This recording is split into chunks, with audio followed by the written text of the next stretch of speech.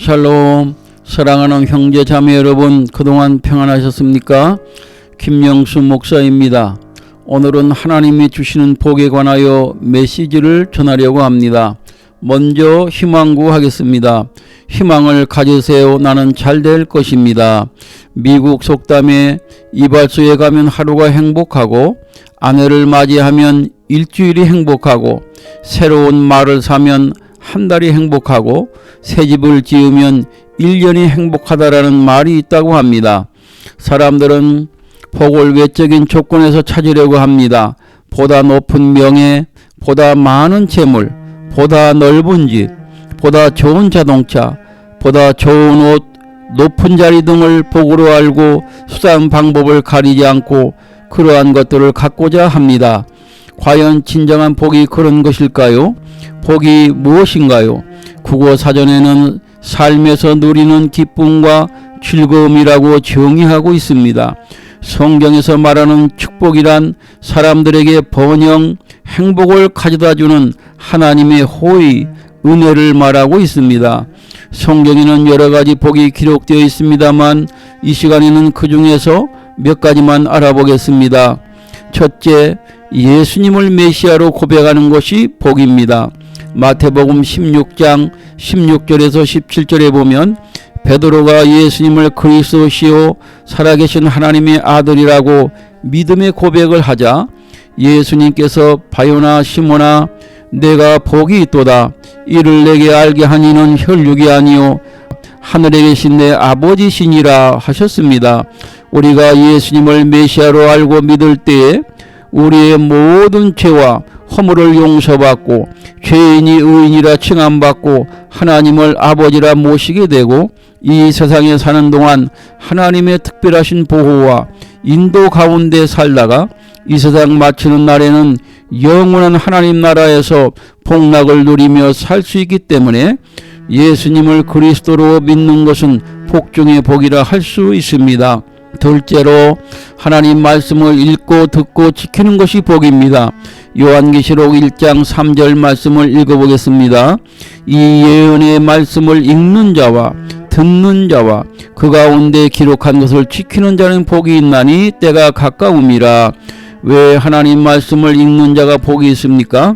하나님 말씀에는 구원에 이르는 지혜가 있기 때문입니다.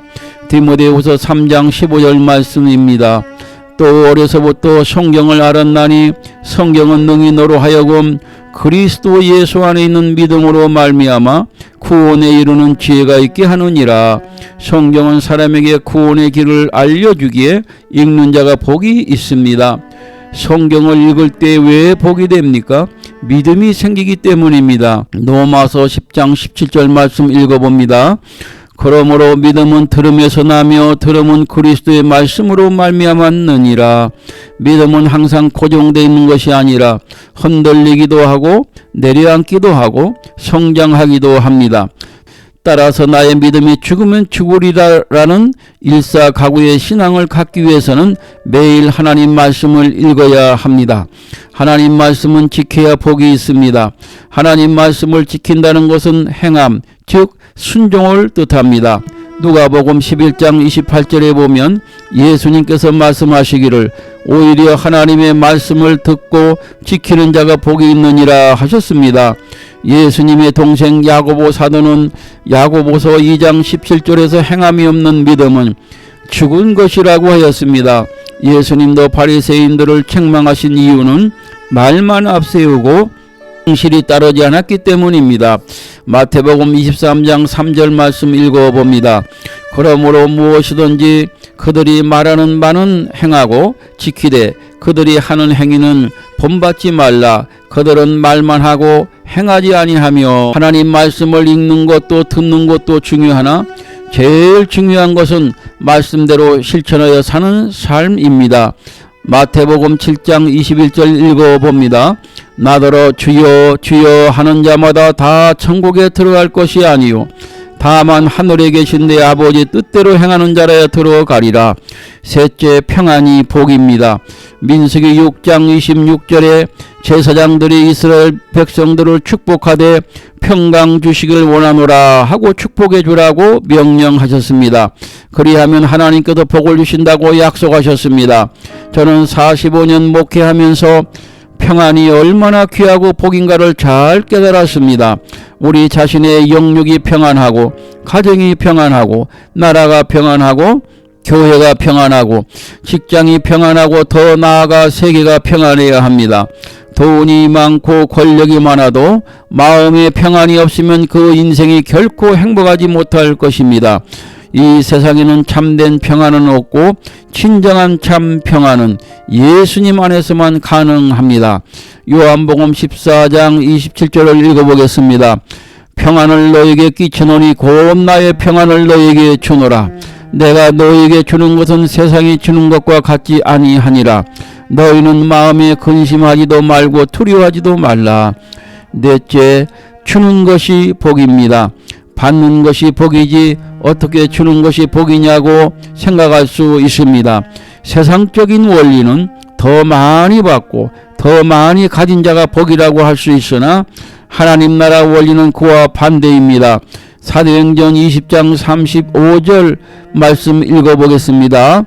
범사에 여러분에게 모본을 보여준 바와 같이 수고하여 약한 사람들을 돕고 또 주 예수께서 친히 말씀하신 바 주는 것이 받는 것보다 복이 있다 하심을 기억하여 할지니라.